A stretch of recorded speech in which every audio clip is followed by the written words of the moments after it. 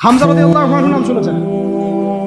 হামজা রাদিয়াল্লাহু আনহু উহুদের দিনে এমনভাবে যুদ্ধ করছিলেন যে তাকে যে হত্যা করেছে সেও বলেছে যে সে এমনভাবে যুদ্ধ করছিল যে মনে হচ্ছিল সে একজন উড়ন্ত বাজ পাখি। সামন থেকে আমি তাকে আঘাত করার কোনো সুযোগ পাই নাই, পিছন থেকে পাহাড়ের পাথরের পিছন থেকে তাকে আমি দূর থেকে একটা বর্ষা নিক্ষেপ করেছিলাম। এই বর্ষা গিয়ে তার নাভির নিচে গিয়ে লাগে, পিছন দিয়ে বের হয়ে যায়। কিন্তু এই অবস্থাতেও তিনি তরোয়াল নিয়ে আমার দিকে তেড়ে আসতেছিলেন আমাকে মারার জন্য, কিন্তু তিনি পেরে ওঠেন নাই, পড়ে গেছেন। তারপরে তার লাশকে চিরে ফেলা হয় এবং কলিজাটা বের করে দাঁত দিয়ে কামড়ে খাওয়ার চেষ্টা করা হয়েছে। হামজা রাদিয়াল্লাহু আনহু ছিলেন বদর যুদ্ধের সবচেয়ে শ্রেষ্ঠ সাহাবী, বীর সাহাবী, যার হাতে অনেক কাফের মারা গেছে। এই জন্যে ইউতবা, শাইবা এদের পরিবারের পক্ষ থেকে একটা আক্রোশ ছিল, যুদ্ধে জিতি আর না জিতে হামজাকে মারতে হবে। এই জন্য ওয়াহশী নামক একজন ব্যক্তিকে তারা হায়ার করেছিল। পরবর্তীতে সেই ওয়াহশী তিনিও ইসলাম কবুল করেছিলেন। তাকে অনেকে হামজার কাফেল বলে। পরে মুসাইলামা কাযযাবের হত্যা আল্লাহ পাক এই ওয়াহশীর হাতে করেছেন। সুবহানাল্লাহ, আল্লাহ পাক তাকদীর ঘুরিয়ে দিয়েছেন। হামজা রাদিয়াল্লাহু আনহুর এই আত্মত্যাগটা কিন্তু ইতিহাস হয়ে আছে, মহাকাব্য হয়ে আছে না? এমন এত মহব্বত নবী সাল্লাল্লাহু আলাইহি ওয়াসাল্লাম তাকে করতেন, এত মহব্বত করতেন যে ওয়াহশী যখন ইসলাম কবুল করতে আসতেন জিজ্ঞাসা করছেন যে তুমি কিভাবে কাইফা কাতালতাল হামজা, হামজাকে কিভাবে হত্যা করেছিলেন? তিনি ব্যাখ্যা করলেন এইভাবে হত্যা করেছেন। তখন নবীজি বললেন যে যদি তুমি আমার থেকে তোমার চেহারাটাকে দূরে রাখতে পারো তাহলে সেটাই করো। মানে তার হাতে ইসলামের বায়াত নিয়েছেন, ইসলাম কবুল করলেন, তারপরে নবীজি বললেন যদি তুমি তোমার চেহারাটাকে আমার থেকে দূরে রাখতে পারো দূরে রাখো। আর আমরা তো বিগত 20-30 বছরের মানে অগণিত জুলুমকে জাতীয় ক্ষমা ঘোষণা করতে চাচ্ছি। হ্যাঁ, আপনারা এমন যে আমি মক্কা বিজয় করছি, আপনারা কি মক্কা বিজয় করছেন যে সবাইকে গণমাফ করতে চাচ্ছেন? সুমাইয়া রাদিয়াল্লাহু আনহা একজন দাসী, দাস প্রথা ছিল তখন না, দাসী। তিনি, তার স্বামীর নাম ইয়াসির রাদিয়াল্লাহু আনহু, তার সন্তানের নাম আম্মার রাদিয়াল্লাহু আনহু। তারা তিনজনই ইসলাম কবুল করেছেন। আর আবু জেহেল, আবু লাহাব, উতবা সাহেবার যে দারুন নাদওয়া, মানে ওই সময়কার কাফেরদের পার্লামেন্ট, এখনকার অনেকটা ওই ইয়ার মতো আর কি, বুঝে নেন, কাফেরদের পার্লামেন্ট, ওটার নাম কি? দারুন নাদওয়া। বলেন দারুন নাদওয়া। এটা ছিল ওই মক্কার আবু জেহেলের পার্লামেন্ট। মক্কার আবু জেহেলের পার্লামেন্ট নাম কি? দারুন নাদওয়া। ওখানে সব কিছুর এই শয়তানিগুলার মোজাকারা হইতো আর কি। কথা বুঝতে পারছেন? এখনো কিন্তু দারুন নাদওয়া আছে বিশ্বে, আছে না?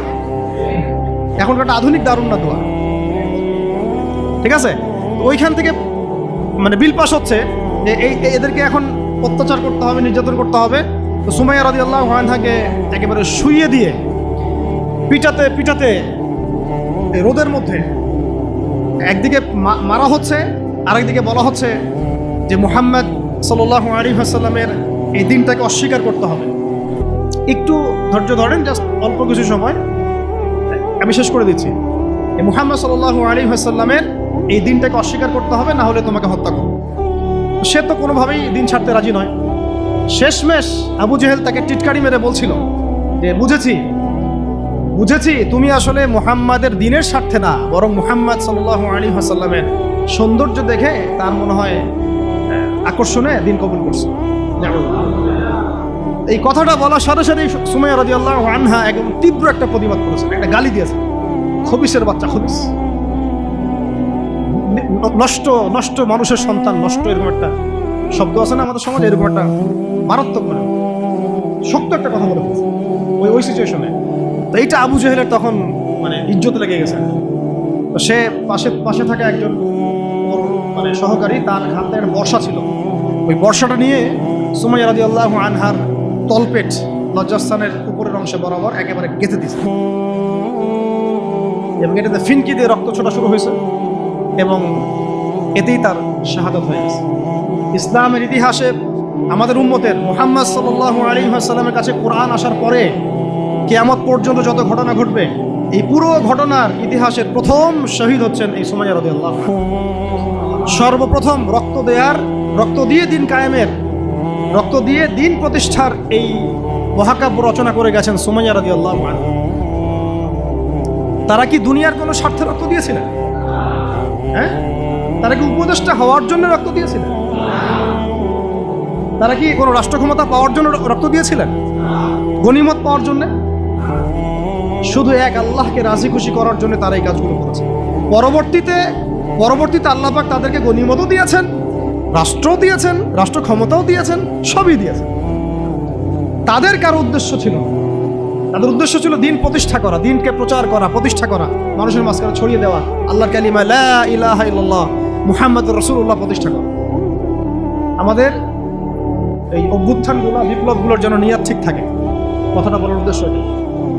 অপোজিটে একটা দলিল আপনাকে দিয়ে যাচ্ছে আজকে। খায়বার যুদ্ধ থেকে ফেরার সময় নবী সাল্লাল্লাহু আলাইহি ওয়াসাল্লামের সাথে আরেকটা যুদ্ধ হয়ে গেছে ইহুদিরা লুকায় ছিল, উৎপেতে ছিল, দূর থেকে তীর নিক্ষেপ করেছে। নবী সাল্লাল্লাহু আলাইহি ওয়াসাল্লাম এবং সাহাবীরা এটাকে প্রোটেক্ট করেছেন। একদিন দুই দিন ওখানে থাকতে হয়েছে। এর মধ্যে একটা তীর এসে আল্লাহ নবী সাল্লাল্লাহু আলাইহি ওয়াসাল্লামের এই যে একটা খাদেম, সম্ভবত তার নাম মিদআম, কি নাম, এই মিদআমের বুকে এসে লাগে এবং সে মারা যায়। সাহাবীরা বলতে থাকেন যে সে কত সৌভাগ্যবান, নবীর খাদেম ছিল, শহীদ হয়ে গেল। নবীজি বলছেন না, বরং আমি ওকে জাহান্নামে দেখতেছি। নাউযুবিল্লাহ। তখন সাহাবীরা অবাক হয়ে জিজ্ঞাসা করলেন যে এটার পিছনে কারণ কি? নবী সাল্লাল্লাহু আলাইহি ওয়াসাল্লাম বলেন, খায়বার যুদ্ধের গনিমত থেকে একটা চাদর না বলে নিয়েছিল। খায়বার যুদ্ধের গনিমত থেকে একটা চাদর না বলে নেয়ার কারণে এই অবস্থা হয়েছে। তখন অন্য অনেকেই কিছু কিছু করে জিনিস সামনে আনা শুরু করলেন, এমনকি মেসওয়াক, হ্যাঁ, কাপড়, ছোট ছোট একটা গাছের ডাল, যারা একটা মেসওয়াকও নিয়েছে হয়তো না বলে, তারাও জমা দেওয়া শুরু করলেন। নবীজি বললেন এটা ছিল জাহান্নামের অংশ। এটা কি ছিল? জাহান্নামের অংশ। এখন বলেন, তাহলে যদি গন্তব্য উদ্দেশ্য আল্লাহ সন্তুষ্টি না হয়, তাহলে অনেক সময় অনেক ত্যাগেরও মূল্য পাওয়া যায়। পক্ষান্তরে আরেকটা দলিল নিয়ে নেন। উহুদের মাঠে একজন ইহুদি এসেছে সকালবেলা যুদ্ধ করতে। কে? ইহুদিদের কিছু মানুষ তো ইসলাম কবুল করেছে, কিছু অল্প। এসে উহুদের মাঠে দাঁড়িয়ে বলছে যে আমাকে আগে কি করতে হবে? আমাকে কি আগে ইসলাম কবুল করতে হবে না আগে যুদ্ধ করবো? সাহাবীরা বলেন আগে ইসলাম কবুল করতে হবে, তারপরে যুদ্ধ করতে হবে। তো সে আগে কালিমা শাহাদা সাক্ষ্য দিল, তারপরে যুদ্ধ করবে, এবং সেখানে সে শহীদ হয়। নবীজি দেখে বলছেন, লাশ দেখে পড়ে, যুদ্ধের পরে এই ব্যক্তি এখানে কি করছে? তখন সাহাবীরা বললেন যে ইনি সকালবেলা ইসলাম কবুল করেছেন, যুদ্ধ করে শহীদ হয়েছেন। নবী সাল্লাল্লাহু আলাইহি ওয়াসাল্লাম এবার বললেন যে আমিলা কলিল ওয়া উজরা কাসীর। এই ব্যক্তি তো অল্প আমল করেছে, এক ওয়াক্ত নামাজও পড়ে নাই, কিন্তু বিশাল পুরস্কার পেয়ে গেল। কিসের বদৌলতে? ওই যে আদর্শর ইন্টেনশনটা চেঞ্জ। তারা আল্লাহর দিনকে প্রতিষ্ঠার জন্য লড়াই করেছেন, কিন্তু সেই ব্যক্তি মিদআম, সে কিন্তু এই জন্য করে। বুঝতে পারছি? এরকম অসংখ্য ঘটনা আছে। যেমন ইয়াসির রাদিয়াল্লাহু আনহু, এই সুমাইয়া রাদিয়াল্লাহু আনহুর স্বামী, তাকেও একইভাবে হত্যা করা হয়েছে। তিনিও মহাকাব্য রচনা করেছেন। যদি আমরা দেখি বেলাল রাদিয়াল্লাহু আনহুর কথা, তাকে কিভাবে পিটানো হয়েছে আপনারা সবাই কম বেশি জানেন। আরবের জাস্ট গরমে যদি একটা ওমরা করেন তাহলেই বুঝতে পারবেন যে গরমটা কেমন হতে পারে। কয়েকদিন আমাদেরকে রাস্তায় নামাজ পড়তে হয়েছে, এত ভিড় ছিল, ওখানে সেজদা দেওয়ার মতো কোনো পরিবেশ থাকে না, এত মানে গরম। ওখানে দাঁড়িয়ে থাকলে আপনার পায়ে মনে ফুসকা পড়বে। ওখানে একটা মানুষকে সারাদিন শুইয়ে রাখা হলে উত্তপ্ত বালুর মধ্যে, উপরে যদি পাথর চাপা দেওয়া হয়, আর সে তখনও বলতে থাকছে আহাদুন আহাদ, আল্লাহ এক, আল্লাহ এক, তাহলে তার ইমানের জজবা চিন্তা করে এই জীবন মহাকাব্য রচনা করেছে। এই জন্য বেলাল রাদিয়াল্লাহু আনহু সেই ব্যক্তি যিনি মক্কা বিজয়ের পরে কাবা ঘরের ছাদে উঠে আজান দিয়েছেন। চিন্তা করা যায়? তিনি সেই ব্যক্তি যার কথা নবী সাল্লাল্লাহু আলাইহি ওয়াসাল্লাম যখন আলোচনা করতেন তখন বলতেন যে বেলাল, যখনই আল্লাহ আমাকে জান্নাত দেখান তখন তোমার পায়ের আওয়াজ আমি আগে আগে শুনতে পাই। তুমি কি এমন আমল করো? তিনি বলছেন, আমি তো এক্সট্রা এমন কোনো আমল করি না, তবে যখনই আমার অজু ছুটে যায় তখন আমি আবার অজু করি, এবং সেই অজু দিয়ে আমি 2 রাকাত নামাজ পড়ি। তাহিয়াতুল ওযু।